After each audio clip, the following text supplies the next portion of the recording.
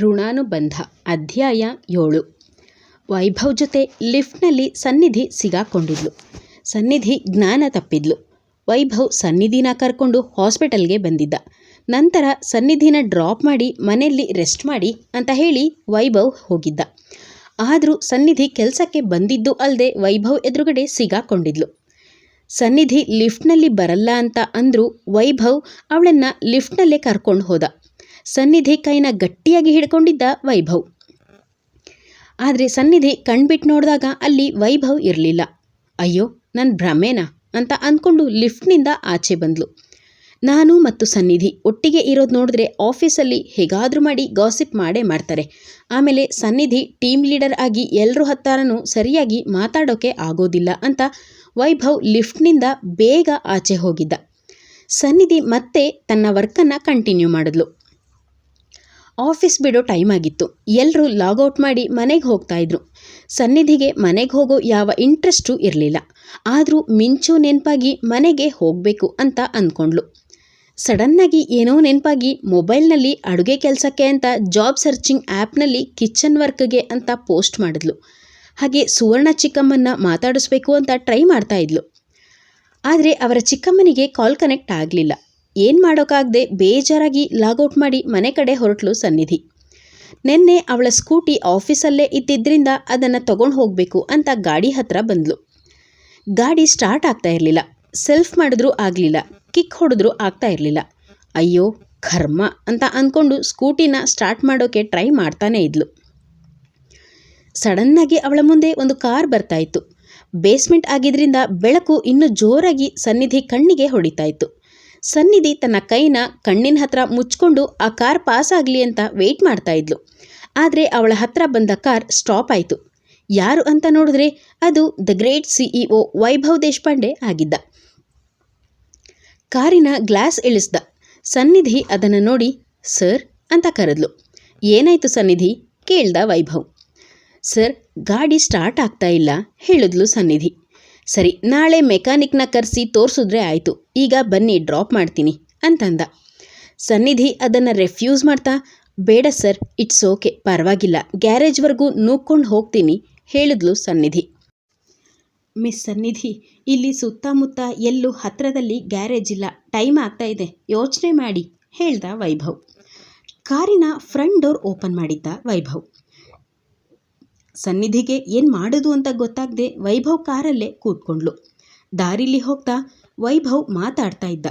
ಸನ್ನಿಧಿ, ನನಗೂ ನಿಮಗೂ ಏನಾದರೂ ಲಿಂಕ್ ಇದೆಯಾ ಕೇಳ್ದ ವೈಭವ್. ಯಾಕೆ ಸರ್ ಅಂತ ಅವನ ಮಾತು ಅರ್ಥ ಆಗದೆ ಅವನ ಮುಖವನ್ನೇ ನೋಡಿ ಕೇಳಿದ್ಲು. ಸನ್ನಿಧಿಗೆ ವೈಭವ್ ಮಾತು ಅರ್ಥ ಆಗಿಲ್ಲ ಅಂತ ಅವಳ ಮುಖ ನೋಡಿ ಅರ್ಥ ಆಗಿತ್ತು.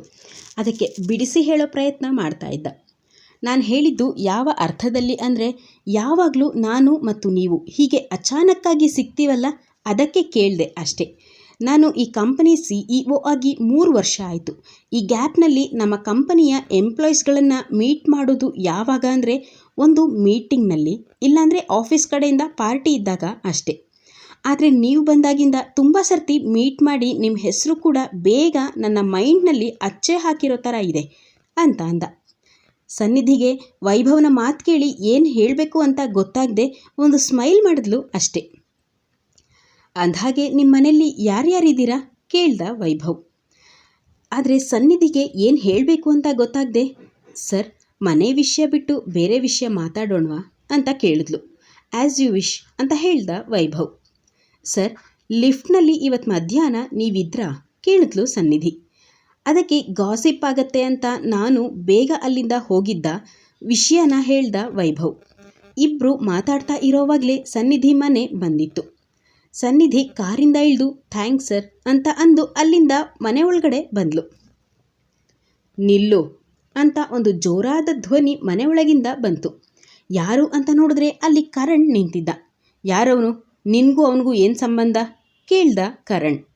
ಅದಕ್ಕೆ ಸನ್ನಿಧಿ, ಗಾಡಿ ಕೆಟ್ಟೋಗಿತ್ತು, ಅದಕ್ಕೆ ಕ್ಯಾಬ್ ಮಾಡ್ಕೊಂಡು ಬಂದೆ ಅಂತ ಹೇಳಿದ್ಲು. ನಿಜಾನಾ ಅಂತ ಅವಳ ಹತ್ರ ಬಂದು ಕೇಳ್ದ ಕರಣ್. ಸನ್ನಿಧಿಗೆ ಕರಣ್ ಹತ್ರ ಬಂದಾಗ ಒಂಥರ ಅನ್ಕಂಫರ್ಟಬಲ್ ಫೀಲ್ ಆಗ್ತಾಯಿತ್ತು.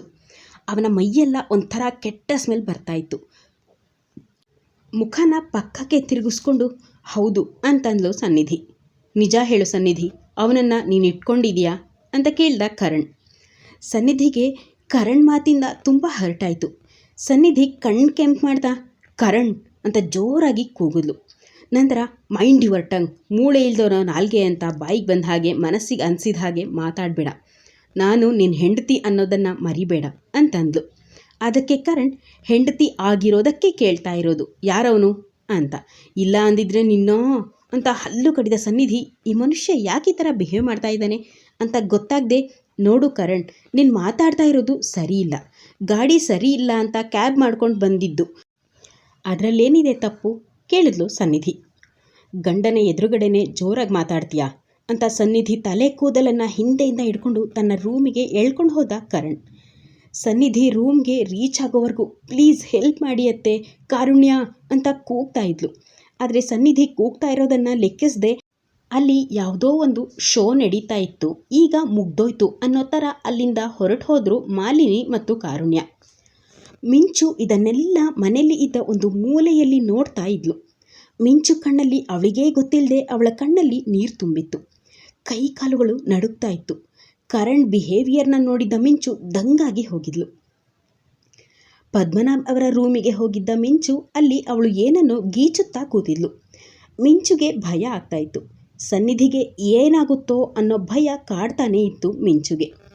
ಸನ್ನಿ ಸನ್ನಿ ಅಂತಾನೆ ಕನ್ವರಿಸ್ಕೊಂಡು ಏನೋ ಬರಿತಾ ಇದ್ದ ಪೇಪರ್ ಮೇಲೆ ಹಾಗೆ ನಿದ್ದೆಗೆ ಜಾರದ್ಲು ಆ ಪುಟ್ಟ ಹುಡುಗಿ.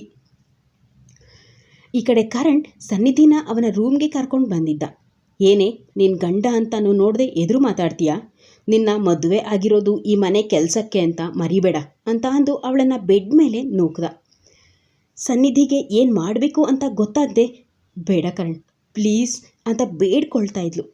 ಆದರೆ ಸನ್ನಿಧಿ ಬೇಡ್ಕೊಳ್ತಾ ಇರೋದನ್ನು ಲೆಕ್ಕಿಸದೆ ಅವಳನ್ನು ಮಂಚದ ಕಂಬಿಗಳಿಗೆ ಕೈ ಮತ್ತು ಕಾಲುಗಳನ್ನು ಕಟ್ ಹಾಕ್ದ ಕರಣ್.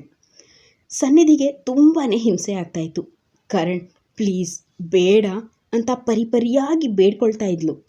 ಗಂಡ ಹೆಂಡತಿ ಒಬ್ರಿಗೊಬ್ರು ಒಪ್ಪಿ ಸೇರಬೇಕು, ಇಲ್ಲಾಂದರೆ ಅದು ಅತ್ಯಾಚಾರಕ್ಕೆ ಸಮ. ಪ್ಲೀಸ್ ಕರಣ್ ನಾನು ಬಿಟ್ಬಿಡು ಅಂತ ಕೇಳ್ಕೊತಾನೆ ಇದ್ಲು ಸನ್ನಿಧಿ. ಕರಣ್ಗೆ ಸನ್ನಿಧಿಯ ಮಾತು ಕಿರಿಕಿರಿ ಆಗ್ತಾಯಿತ್ತು.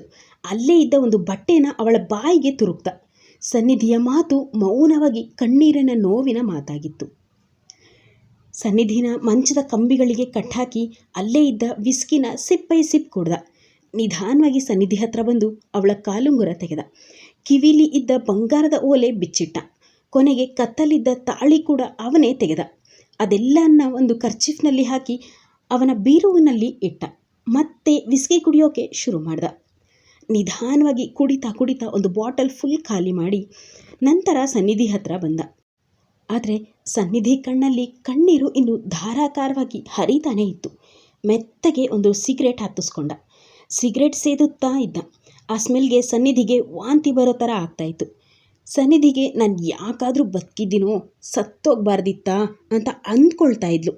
ನಿಧಾನವಾಗಿ ಸನ್ನಿಧಿ ಹತ್ರ ಬಂದ ಕರಣ್ ಅವನ ಕೈಯಲ್ಲಿದ್ದ ಸಿಗರೇಟ್ನ ಲಾಸ್ಟ್ ಪಫ್ ತಗೊಂಡು ಸಿಗರೇಟ್ನ ಸನ್ನಿಧಿ ಕೊರಳಿನ ಹತ್ತಿರ ಜೋರಾಗಿ ಅದುಮಿದ. ಸನ್ನಿಧಿಗೆ ಕೊರಳು ಸುಟ್ಟಿರೋ ಮಾರ್ಕ್ ಆಯಿತು. ಬಾಯಿಗೆ ಬಟ್ಟೆ ತುರುಕಿದ್ರಿಂದ ಅವಳು ಜೋರಾಗಿ ಕೂಗಿದ್ರು ಅದು ರೂಮಿನಿಂದ ಅವಳ ವಾಯ್ಸ್ ಕೂಡ ಆಚೆ ಹೋಗಲಿಲ್ಲ. ಕರಣ್ ತುಂಬಾ ಕ್ರೂರವಾಗಿ ಸನ್ನಿಧಿಯ ನೋವನ್ನು ಎಂಜಾಯ್ ಮಾಡ್ತಾ ಇದ್ದ. ರೂಮಲ್ಲಿ ಜೋರಾಗಿ ಮ್ಯೂಸಿಕ್ ಹಾಕಿದ್ದ. ಹಾಗಾಗಿ ಸನ್ನಿಧಿ ಬದುಕಿತ್ತು ಸತ್ತಿರೋ ಹಾಗೆ ಆಗ್ತಾಯಿತ್ತು ಅವಳಿಗೆ. ಅವಳ ಬಟ್ಟೆಯನ್ನು ಹರಿದು ಚಿಂದಿ ಮಾಡಿ ಬಿಸಾಕ್ದ. ಈಗ ಸನ್ನಿಧಿ ನೇಕೆಡ್ ಆಗಿದ್ಲು. ಅವಳ ಅಂದ ನೋಡಿ ಕರಣ್ ತನ್ನ ಎರಡೂ ಕೈಗಳಿಂದ ತಲೆ ಹಿಡ್ಕೊಂಡ. ಇಷ್ಟೊಂದು ಬ್ಯೂಟಿಫುಲ್ ಆಗಿದ್ದಾಳ ಇವಳು ಅಂತ ಅಂದ್ಕೊಂಡು ಅವಳ ಮೇಲೆ ಹಸಿದ ಹುಲಿ ಥರ ಹಾರ್ದ. ಕರಣ್ಗೆ ಜ್ಞಾನ ತಪ್ಪೋ ಥರ ಆಗ್ತಾಯಿತ್ತು. ಆದರೂ ಅದನ್ನು ಕಂಟ್ರೋಲ್ ಮಾಡಿಕೊಂಡು ಬಾತ್ರೂಮ್ಗೆ ಹೋಗಿ ನಶೆ ಇಳಿಯೋವರೆಗೂ ತಣ್ಣೀರು ಸ್ನಾನ ಮಾಡ್ಕೊಂಡು ಬಂದು ಸನ್ನಿಧಿ ಮೇಲೆ ಮತ್ತೆ ಹಾರ್ದ. ಸನ್ನಿಧಿಗೆ ಇದು ಮೊದಲನೇ ಅನುಭವ ಆಗಿದ್ದರಿಂದ ತುಂಬಾ ನೋವಾಗ್ತಾಯಿತ್ತು. ಕರಣ್ ಪ್ರೀತಿಯಿಂದ ಸನ್ನಿಧಿನ ಆವರಿಸೋ ಬದಲು ಆಸೆಯಿಂದ ಅವಳ ಮೈ ಮೇಲೆ ಮೃಗದ ರೀತಿ ಹಾರಿದ್ದ. ಕರಣ್ ರಾತ್ರಿ ಇಡೀ ಹೀಗೆ ಮಾಡಿ ಒಂದೇ ರಾತ್ರಿ ಸನ್ನಿಧಿ ಮೇಲೆ ಸುಮಾರು 3-4 ಸಾರಿ ಅಟ್ಯಾಕ್ ಮಾಡಿದ್ದ. ಸನ್ನಿಧಿ ತಪ್ಪಿಸ್ಕೊಂಡು ಹೋಗೋ ಯಾವ ದಾರಿನೂ ಕಾಣಿಸ್ತಾನೇ ಇರಲಿಲ್ಲ. ಬೆಳಗಿನ ಜಾವ 4 ಗಂಟೆ ಆಗಿತ್ತು. ಕರಣ್ ವಿಸ್ಕಿ ಕುಡಿದು ಸನ್ನಿಧಿ ಮೇಲೆ ಮೃಗದ ಥರ ಹಾರಿ ಸುಸ್ತಾಗಿ ಒಂದು ಕಡೆ ಮಲಗಿದ್ದ. ಸನ್ನಿಧಿಗೆ ಮೈಯೆಲ್ಲ ತುಂಬ ಪೇಯ್ನ್ ಆಗ್ತಾಯಿತ್ತು. ಆದರೂ ಹೊಟ್ಟೆ ಕೆಳಗಡೆ ತುಂಬಾ ಪೇಯ್ನ್ ಆಗ್ತಾಯಿತ್ತು. ನಿಧಾನವಾಗಿ ಅರ್ಧ ಗಂಟೆ ಟ್ರೈ ಮಾಡಿ ಕೈಗೆ ಕಟ್ಟಿದ್ದ ಒಂದು ಗಂಟನ್ನು ಬಿಡಿಸ್ಕೊಂಡೋಳು. ನಂತರ ಇನ್ನೊಂದು ಕೈಗೆ ಕಟ್ಟಿದ ಗಂಟನ್ನು ಬಿಡಿಸಿ ಕಾಲಿನ ಗಂಟನ್ನು ಬಿಡಿಸ್ಕೊಂಡ್ಳು. ಆದರೆ ಒಂದು ಹೆಜ್ಜೆ ಕೂಡ ನೆಲದ ಮೇಲೆ ಇಡೋಕೆ ಕಷ್ಟ ಆಗ್ತಾಯಿತ್ತು. ತುಂಬ ಕಷ್ಟಪಟ್ಟು ನೆಲದ ಮೇಲೆ ಕಾಲಿಟ್ಲು.